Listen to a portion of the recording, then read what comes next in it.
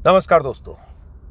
जैसा कि आपको मेरे वीडियो से पता चल रहा होगा कि मैं करीब एक सप्ताह से, आज शायद 7वां दिन है, जयपुर में हूँ। राजस्थान की चुनावी यात्रा के क्रम में जयपुर को केंद्र बनाकर आसपास के इलाके को समझने की कोशिश कर रहा हूँ। आया इसलिए भी था कि 2-3 दिन जयपुर रुककर और उसके बाद आसपास के इलाकों में या चित्तौड़गढ़ की तरफ या 200-400 किलोमीटर दूर जाकर अलग अलग इलाकों को समझूंगा। लेकिन उससे पहले मैं चाहता था कि टिकटों का ऐलान हो जाए, सभी दलों की उम्मीदवारी तय हो जाए, कांग्रेस और बीजेपी की लिस्ट पूरी हो जाए। लेकिन अभी तक कांग्रेस और बीजेपी की लिस्ट अटकी है। आज दिल्ली में अहम बैठक हो रही है, कांग्रेस के नेताओं की भी बैठक है, मुख्यमंत्री अशोक गहलोत भी गए हैं और बीजेपी के नेताओं की भी बैठक दिल्ली से लेकर और जयपुर तक। ये सब लगातार खबरें आ रही है कि आज से कल तक अब कांग्रेस की लिस्ट और बीजेपी की लिस्ट आ जाएगी। तो उस लिस्ट पर जो दांवपेच है, मंथन है, चिंतन है, पार्टी के भीतर का अंदरूनी संघर्ष है, अशोक गहलोत कैसे शांति धारीवाल या महेश जोशी के टिकट के लिए या उनकी नाराजगी न हो उसको संतुलन करने की कोशिश कर रहे हैं, कांग्रेस हाईकमान क्या चाहता है, इस तरह की खबरें, बहुत तरह की खबरें आ रही है। बीजेपी भी नज़र रख रही है कि कैसे जो 30-35 सीटों पर पहले जो बागी तेवर लोगों ने दिखाए वो बगावत मैनेज हो और ऐसी लिस्ट आए जिससे बगावत ना हो। लेकिन आज मैं जा रहा हूँ जयपुर से दौसा की तरफ और रास्ते में 7-8 अखबार हमने जो जयपुर से छपते हैं वो सारे अखबार ले लिए ताकि समझ में आए कि अखबारों में कहाँ की क्या खबर छप रही है। और दौसा इसलिए जा रहा हूँ, हालांकि दौसा मैं 2-3 बार जाऊँगा अलग अलग समय। दौसा आसपास के जो और ज़िले हैं, टोंक है, सवाई माधोपुर है, अलवर है, वो इसलिए क्योंकि पूर्वी राजस्थान का इलाका है और पूर्वी राजस्थान चुनावी दृष्टि से कांग्रेस और बीजेपी दोनों के लिए बहुत अहम है। क्योंकि पूर्वी राजस्थान के जो ये ज़िले हैं, धौलपुर, अलवर, भरतपुर, सवाई माधोपुर, यहाँ 35 सीटें लगभग हैं। जो पिछले चुनाव की बात करेंगे तो 35 में से कांग्रेस को 22 सीटें मिल गई थी, बीजेपी को सिर्फ 3 मिली थी और बीएसपी को 5 सीटें मिली थी और 5 की 5 बीएसपी के विधायक कांग्रेस में शामिल हो गए थे। जो अशोक गहलोत की सरकार बनी थी और बची रही, उसमें उन विधायकों की भूमिका थी जो इस इलाके से जीते। तो एक तो इसको समझने के लिए दौसा, टोंक और अलवर ये मैं जाऊँगा, लेकिन आज जाना पड़ रहा है। मैं जाता तब जब सब उम्मीदवारी तय होती, लेकिन अभी उम्मीदवारी तय नहीं हुई। कांग्रेस के उम्मीदवारों के बारे में अशोक गहलोत ने पहली बार प्रियंका गांधी की जो रैली हुई थी उस रैली में ही उन्होंने लिस्ट आने से पहले कह दिया था कि दौसा के जो 5 उम्मीदवार हैं ये 5 उम्मीदवार को जिताइए। मन से ये अपील कर दी थी लिस्ट आने से पहले। और दौसा अहम क्यों है, क्यों जा रहा हूँ? क्योंकि दौसा वो जगह है, वो इलाका है जो सचिन पायलट के प्रभाव क्षेत्र वाला इलाका माना जाता है और किरोड़ी लाल मीणा के प्रभाव क्षेत्र वाला इलाका माना जाता है, जो बीजेपी के राज्यसभा सदस्य है। इस बार बीजेपी ने उन्हें भी चुनाव मैदान में उतार दिया है।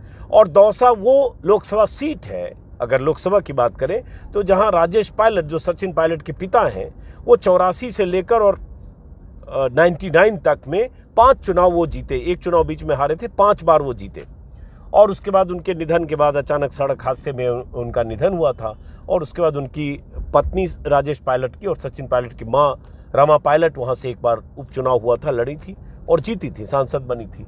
फिर उसके बाद सचिन भी पहली बार सांसद बने 2004 में, तो दौसा से ही बने। बाद में हालांकि 2009 में वो अजमेर चले गए, अजमेर से लोकसभा सदस्य बने, लेकिन 2014 में वो हार गए।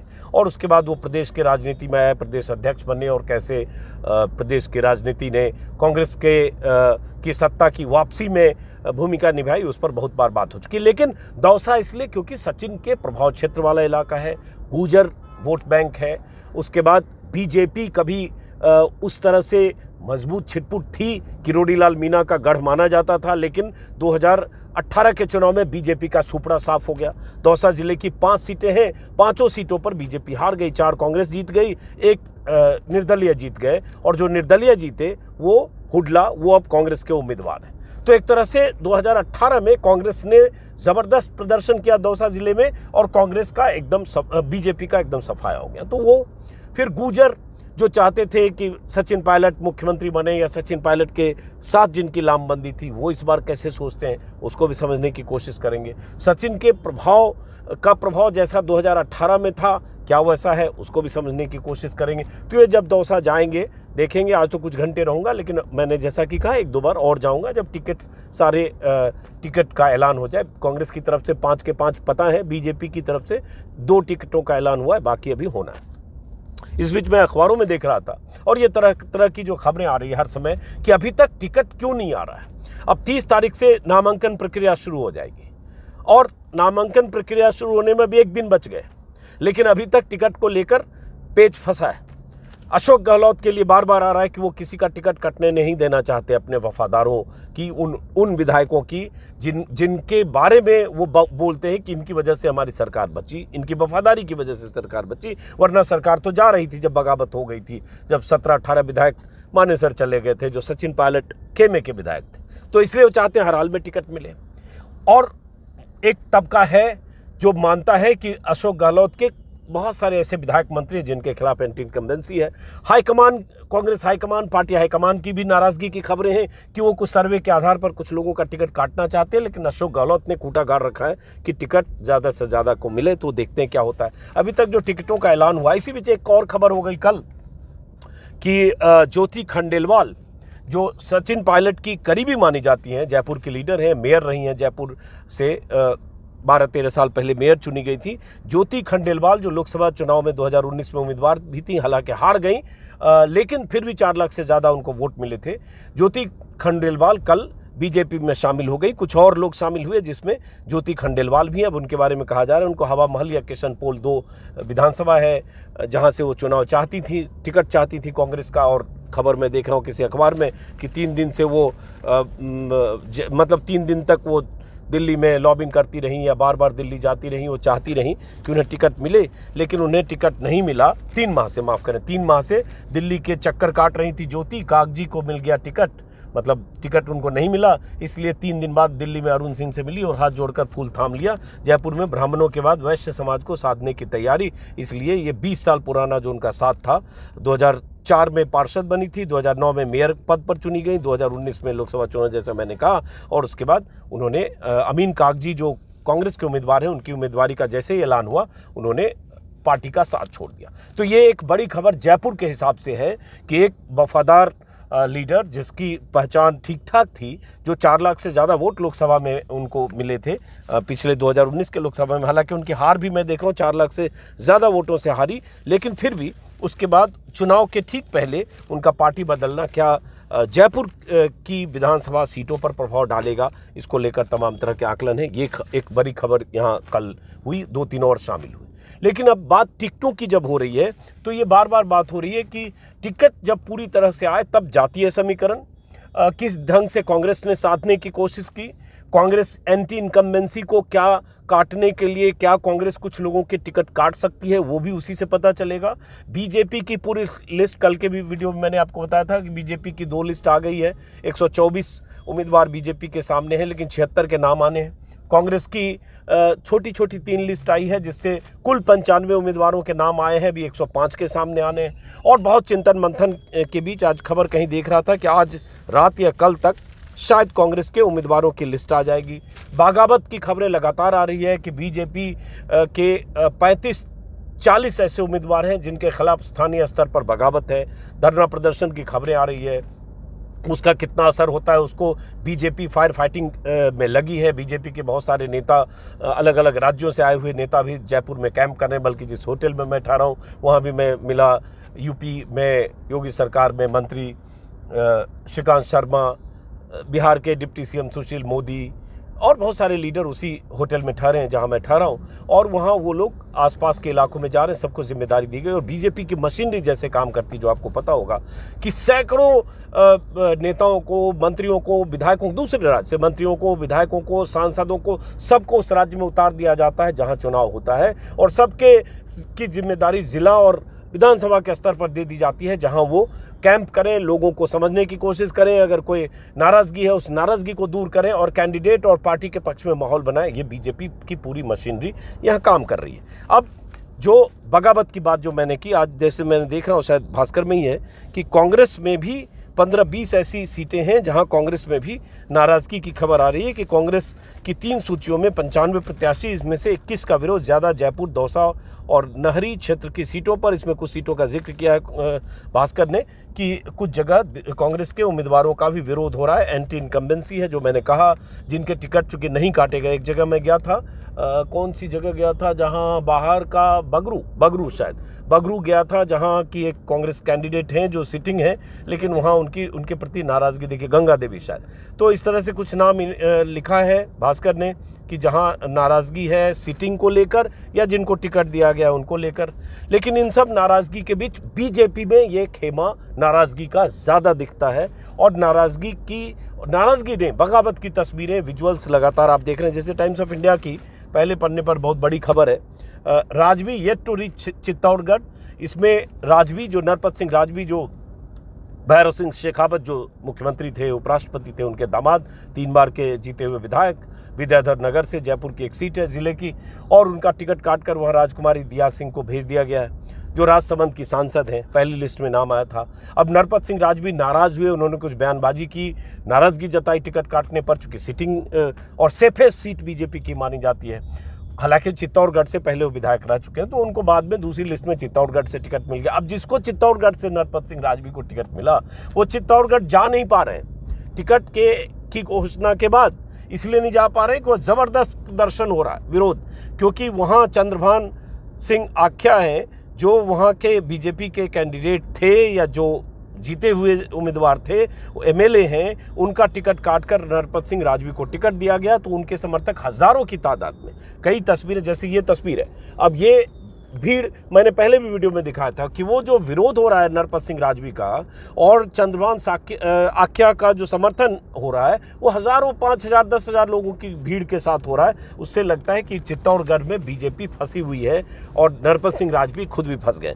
तो ऐसी अलग अलग जगह से तस्वीरों के बीच, कई तरह की राजनीतिक चर्चाओं के बीच अब बात आ रही है कि जयपुर इस बार बीजेपी बहुत फोकस जयपुर पर भी कर रही है। इसीलिए राजकुमार दिया सिंह को विद्याधर नगर से चुनाव लड़वाया, झोटवाड़ा से राजवर्धन राठौर को चुनाव लड़वाया, जो सांसद हैं। हालांकि उनका भी विरोध बहुत वहाँ हो रहा है, जो वहाँ के उम्मीदवार रहे हैं, एमएलए रहे हैं राजपाल शेखावत, उनके बहुत सारे समर्थक विरोध कर रहे हैं। लेकिन जयपुर जिले की सीटों पर बीजेपी का जोर इसलिए है क्योंकि पिछली बार 19 में से कांग्रेस ने 10 जीत ली थी, बीजेपी सिर्फ 6 सीटों पर जीती थी। तो जयपुर में पोलराइजेशन की भी कोशिश हो रही है। जयपुर में नए उम्मीदवार देने, 2 सांसद को उतारने, अब जैसे ज्योति खंडेलवाल को ले आई बीजेपी, इन सब के जरिए बीजेपी बिसात बिछाने में जुटी है। अब अखबारों में खबर देख रहा था कि जितने उम्मीदवारों के ऐलान हुए हैं, जैसे राजस्थान पत्रिका में खबर देखा, 3 जिलों में एक भी टिकट अभी तक नहीं दिया है कांग्रेस ने। 33 जिलों में से अब तक जैसलमेर, झालावाड़, कोटा में एक भी टिकट अभी तक कांग्रेस ने टिकट का ऐलान नहीं किया है। प्रतापगढ़, जालौर, चित्तौड़गढ़, डूंगरपुर इलाके में सिर्फ एक टिकट दिया गया है। तो ये टिकट को लेकर ही सारा अब है कि टिकट का फाइनल, टिकट का लिस्ट, टिकट की जानकारी या टिकट का ऐलान कब होता है। प्रधानमंत्री मोदी पहले लगातार राजस्थान में आते रहे, अलग अलग मौक़ों पर कई रैलियां हुई है। अब जब ये सब हो जाएगा तो अब फिर पार्टियों का प्रचार पूरी ताकत से होगा। प्रधानमंत्री मोदी की भी रैलियां होगी, अमित शाह की भी होगी, कांग्रेस की भी होगी। लेकिन एक चीज़ है जो मैं देख रहा हूं, जो लगातार मैंने अपने वीडियो में आपको बताया भी है, कि जो चुनाव में स्थानीय चेहरा सबसे बड़ा अगर वसुंधरा का है, अगर माने बीजेपी का, उनसे बड़ा कोई चेहरा नहीं है, उनसे ज़्यादा समर्थन किसी का नहीं है, उनसे ज़्यादा काडर उनके प्रति समर्पित उनसे ज़्यादा किसी के प्रति नहीं है, या बीजेपी की जो ताकत है, उस ताकत की केंद्रीय धुरी वसुंधरा रही हैं, और ये एहसास अब बीजेपी हाईकमान को भी हुआ है। इसलिए सेकेंड लिस्ट में उनके बहुत सारे समर्थकों को टिकट मिला, वसुंधरा समर्थकों को। लेकिन अब इंतजार बीजेपी की भी फाइनल लिस्ट का है कि उसमें कितनों को टिकट मिलता है जो वसुंधरा समर्थक हैं, कितनों का टिकट कटता है। लेकिन एक चीज़ है जो मैं घूम रहा हूँ कि बहुत सारे लोग, जैसे ऐसी लग रही लड़ाई मोदी वर्सेस गहलोत है। वसुंधरा के समर्थक या वसुंधरा के इलाके में अभी नहीं गया, जो वोटर बीजेपी के हैं वो मोदी कर रहे हैं। मोदी प्रधानमंत्री हैं, मुख्यमंत्री नहीं बनने वाले, लेकिन मोदी ने 370 हटाया, मोदी ने राम मंदिर बनाया, मोदी ने ये किया, हिंदू राष्ट्र, दुनिया भर की बातें। तो बीजेपी समर्थक उस नैरेटिव को लगातार आगे बढ़ा रहे हैं। पोस्टर बड़े बड़े हैं, उसमें मोदी जी हैं, राजस्थान के मोदी, इसी तरह के मोदी के मन में एमपी जैसे वहाँ है वैसे यहाँ उसी तरह की नारेबाजियाँ गढ़ी जा रही हैं, उसी तरह के नारे गढ़े जा रहे हैं। और कांग्रेस की तरफ से बात करेंगे तो अशोक गहलोत का चेहरा पूरे कैंपेन में, पूरे प्रचार में और पूरा प्रचार तंत्र जो कांग्रेस का है, उस प्रचार तंत्र के केंद्रीय किरदार सिर्फ और सिर्फ अशोक गहलोत है। पोस्टर्स में अब गोविंद डोटासरा जो प्रदेश अध्यक्ष हैं वो दिखने लगे, उसकी भी एक कहानी किसी वीडियो में बात करेंगे। लेकिन अशोक गहलोत और उनकी योजनाएं, वो 7-8 योजनाएं, जैसे परसों ही उन्होंने 7 गारंटी का ऐलान किया।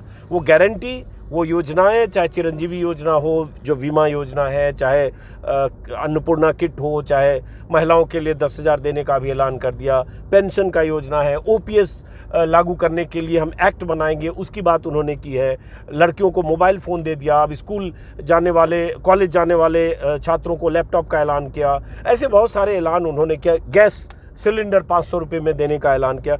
उस ऐलान का असर है कांग्रेस के पक्ष में, इसमें कोई शक नहीं। लेकिन क्या वो असर इतनी दूर तक जाएगा, इतनी गहराई तक जाएगा कि अशोक गहलोत की सत्ता में वापसी हो जाएगी? क्योंकि सत्ता में वापसी के लिए 200 की विधानसभा में 100 से ज़्यादा सीटें चाहिए। पिछली बार 99 थी, निर्दलीय और बीएसपी के समर्थन से सरकार बनी। ये अभी देखना होगा, क्योंकि 22, 23, 24 दिन जो चुनाव प्रचार होंगे, उस चुनाव प्रचार में कैसे नैरेटिव किसके पक्ष में जाता है। इसलिए मैं भी अलग अलग इलाकों में, जो अलग अलग रीजन है, उसमें घूमूंगा, तब मैं थोड़ा समझूंगा।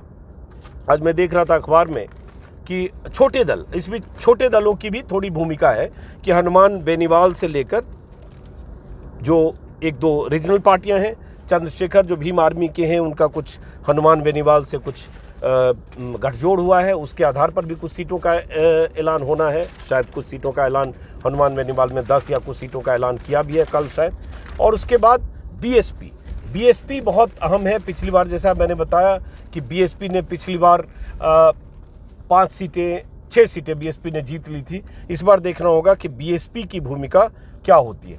तो ये सब है छोटे दल की भूमिका, बीएसपी की भूमिका, उसके बाद हनुमान बेनीवाल किस ढंग से डिसरप्टर की भूमिका निभाते हैं। अभी 3 विधायक हैं उनके, या कुछ और ज़्यादा सीटें जीतते हैं, ये भी देखने की बात है। तो ये सब अभी जो होगा उसको हम देखेंगे, बताएंगे। इस बीच ईडी की कार्रवाई हुई है, ईडी के छापेमारी हुई है, जो आपको मेरे वीडियो से और ऐसे भी आपको पता चला ही होगा। वो क्या बीजेपी को फ़ायदा पहुंचाने वाली कार्रवाई होती है, या ये परसेप्शन बीजेपी गढ़ने में कामयाब हो जाती है कि कांग्रेस करप्ट है, कांग्रेस के राज में पेपर लीक हुआ, पर्चा लीक हुआ, युवाओं का भविष्य खराब हुआ, इसलिए ईडी ने छापे मारे और ये इसको इनकैश कर पाती है बीजेपी। या फिर अशोक गहलोत जनता तक ये पहुंचाने में कामयाब होते हैं, जो बार बार कह रहे हैं कि ईडी एक आतंक दिखाने के लिए, डराने के लिए और बीजेपी के पक्ष में माहौल बनाने के लिए ईडी का इस्तेमाल मोदी कर रहे हैं। क्या उस तरह से अशोक गहलोत विक्टिम कार्ड जो प्ले कर रहे हैं कि हमें परेशान किया गया और गैर बीजेपी शासित सरकारों को डिस्टेबलाइज करने का काम ईडी करती है और चुनाव के मौसम में ये करती है, ये देखना होगा कि इसका कितना असर होता है। पंजाब केसरी में खबर देख रहा हूँ, भाजपा में 36 सीटों पर विवाद, 50 पर नाम तय, दिल्ली में होगा निपटारा। तो अब ये जब दिल्ली में होगा निपटारा, कब बैठक, आज से कल तक ये कहा जा रहा है कि बड़ी बैठक है, उसमें निपटारा होगा। तो ये सब कुछ खबरें अखबारों में भी मैं देखता रहता हूँ, जिससे कुछ पता चले। एक मैं देख रहा था, मुकेश माथुर जो स्टेट एडिटर हैं भास्कर के, उन्होंने एक संपादकीय लिखा पहले पन्ने पर, कागज़ पर मजबूत, मैदान में कन्फ्यूज 2 टीमें। और उसके बाद उन्होंने लिखा है कि वसुंधरा राजे के बारे में कि मैडम, करीब 4 साल बाद मैडम की कार भाजपा कार्यालय के पोर्च में खड़ी होने लगी है और भाजपा ने सारे सीएम आकांक्षियों को शॉर्ट टर्म डैमेज कंट्रोल विशेषज्ञ बना दिया है। लोकसभा अध्यक्ष ओम बिरला भी एक टीम के साथ राजस्थान पर नज़र रखे हुए हैं। तो ये सब है, बीजेपी के अंतर्विरोध की खबरें लगातार आ रही है। उसके बाद उन्होंने लिखा, ईडी एपिसोड से भाजपा कितना, वही जो मैं कह रहा था, ईडी एपिसोड से भाजपा कितना राजनीतिक फायदा लेगी भविष्य जाने, फिलहाल उसे लड़ना है गहलोत की गुलाबी गारंटियों से। गारंटियां जिन्हें डिजाइन वाले, एक डिजाइनर डिजाइन करते हैं, डिजाइन बॉक्स एक प्रचार एजेंसी है जो प्रचार तंत्र का हिस्सा है अशोक गहलोत के पक्ष में, उसका जिक्र उन्होंने किया। खैर, तो अशोक गहलोत के लिए इस चुनाव में अगर देखें तो उनके पक्ष में कुछ होता है तो गेम चेंजर सिर्फ उनकी योजनाएं होगी। जो ज़मीन पर कितनी उतरी है उसको लेकर सवाल ज़रूर हैं, लेकिन अगर कांग्रेस बहुत कांटे की टक्कर में है और अगर कुछ लोगों को ऐसा लगता है कि कांग्रेस भी जीत सकती है, अगर लगता है, तो उसकी एक बड़ी वजह, मैं कहूँ डिसरप्टर की तरह बड़ी वजह अशोक गहलोत की वो योजनाएं होंगी। लेकिन क्या कांग्रेस उन योजनाओं के दम पर सत्ता में वापस हो सकती है? क्या राजस्थान में जो 30 साल से सिलसिला है हर 5 साल में सरकार बदलने का, उस सिलसिले को कांग्रेस तोड़ सकती है? अब मैं देख रहा हूँ आरएलपी के 10 और आसपा के 6 और आपके आम आदमी पार्टी भी मैदान में है। 21 प्रत्याशी उनके घोषित हो गए। हालांकि आम आदमी पार्टी को कोई सीट मिलेगा ये कहना अभी मुश्किल है। मुझे नहीं लगता कि आम आदमी पार्टी कहीं खाता खोलने की स्थिति में भी होगी। अब ये कहते हुए आम आदमी पार्टी के जो समर्थक हैं वो नाराज़ हो सकते हैं, लेकिन जो मुझे दिख रहा है उसमें यही है कि ये जो मुकाबला है कांग्रेस और बीजेपी के बीच है, लेकिन हनुमान बेनीवाल और बीएसपी ये कुछ सीटें, और निर्दलीय तो ऑब्वियसली निर्दलीय यहाँ जीतते हैं, उनके सीटों पर एक नज़र होगी कि कितनी सीटें हासिल करते हैं। तो ये सब मोटे तौर पर है। अशोक गहलोत लगातार छापेमारी को, वही खबरें हैं कि छापेमारी को विपक्षी नेताओं पर हमले के तौर पर अशोक गहलोत पेंट करने की कोशिश कर रहे हैं। और क्या खबर है एक बार नज़र डाल लेते हैं जो ऐसी चीज़ मुझे दिखी। हाँ, जैसे राजस्थान पत्रिका ने एक खबर छापी है, चुनाव में धर्म का तड़का, धर्मस्थलों पर लगने लगा नेताओं का जमावड़ा। राजस्थान पत्रिका की खबर है, हिंदू मुस्लिम दोनों के धर्मगुरु खुद उतरे मैदान में। तो ये ज़रूर है, पोलराइज करने की कोशिश पार्टियों की तरफ से होगी। बीजेपी लगातार कन्हैया लाल को मुआवजा देने में देरी हुई, और एक कोई किसी लड़के की मौत हुई थी रोड रेज में, घटना में उसको जल्दी दे दिया गया, उसको 50 लाख दे दिया गया, कुछ घंटे में कन्हैया लाल को 3 दिन में दिया गया। ये सब बहुत तरह के नैरेटिव बीजेपी गढ़ने की कोशिश करेगी। प्रधानमंत्री मोदी भी कन्हैया लाल का जिक्र कर चुके हैं। तो ये सब है मोटे तौर पर। अब कांग्रेस स्क्रीनिंग कमेटी की बैठक में आज टिकट का ऐलान होता है या 2-3 दिन और रुकते हैं, ये भी देखना होगा। तो फिलहाल दौसा की तरफ चल रहे हैं, और अब ये सिलसिला मैं जयपुर से बाहर जाने का शुरू करूँगा। देखते दिखाते रहेंगे। नमस्कार।